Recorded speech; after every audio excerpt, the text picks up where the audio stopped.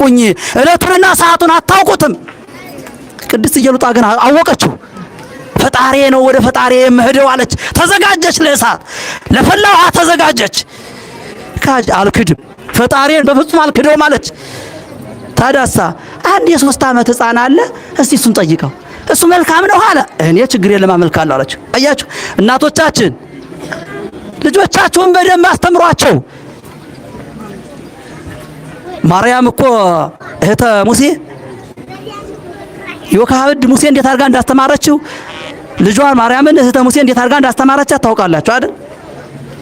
ዘጸአት ላይ ተመልከቱ። ምዕራፍ 2 ጀምራችሁ እንዴት አድርጋ ልጇን እንዳሳደገችው ዮካብድ ሙሴን የነዚህ ቆላፍ ልጅ አይደለህም፣ ተስፋ የተነገረልህ የአብርሃም የይስሐቅ ልጅ ነህ።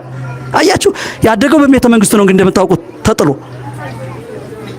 እሷ ግን እንዴት ያርጋ ያሳደገችው በሞግዚት ገብታ እናቲቱ የነዚህ አሕዛብ የቆላፋ ልጅ አይደለም፣ ሃይማኖት የሌላቸው ተስፋ የሌላቸው ትንሣኤ የሌለንም የሚያምኑ ሙታን ፈርሰን እንቀራለን የሚያምኑ የነዚህ ልጅ አይደለም፣ ተስፋ ያላቸው የአብርሃም የይስሐቅ የያዕቆብ ልጅ ነህ፣ በትንሣኤ የምትነሳ ነህ እያለች ያሳደገችው ሙሴን። አያችሁ እናቶቻችን እንዲህ አድርጋችሁ አሳድጉ ልጆቻችሁን።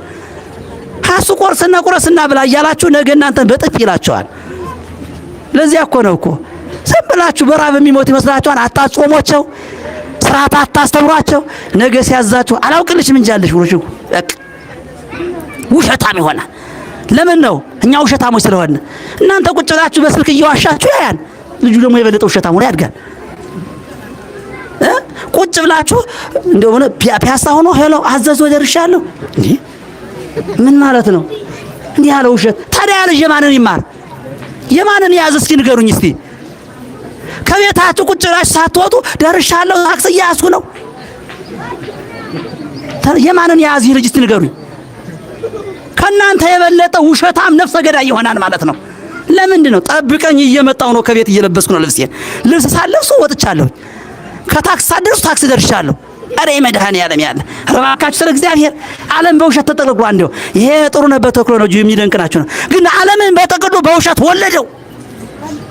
ጥሩ ነው እኮ ስልጣኔ፣ እውነት ነው የምነግራችሁ። ይሄ ስልጣኔ ነው አልነቅፈውም፣ ሸጋ ነው። ግን ለውሸት ተጠቀምነበት። ለምንድን ነው ለውሸት የምንጠቀምበቱ? ለምን ለእውነት አንጠቀምበትም? ስለዚህ እውነታም ሰው እውነት ጥሩ ተናጋሪ ውሸታም ያልሆነ እግዚአብሔር ሕግ ጠብቆ ጥሩ ልጅ ይወልዳል ማለት ነው። አንድ ታሪክ ልንገራችሁ።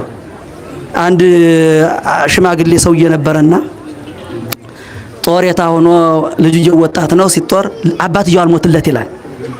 አባትየው አልሞትለት ብሎ ከዚያ በኋላ ይሄን እንግዲህ ሰውዬ መግደል አለብኝ አባቱን ሲስቡት እስቲ ሎቱ ሰዓት ራደራችሁን አባቱን በገመድ አስሮ ከገደል ይዞት ሄደ።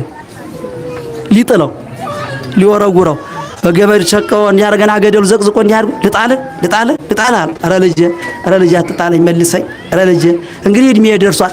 ጎዝ ናቸው እኮ ሄሮቹ ያውቁታ ሞታቸው። እድሜ ደርሷል እንግዲህ የለህ መልሰኝ አለው። መለሰው።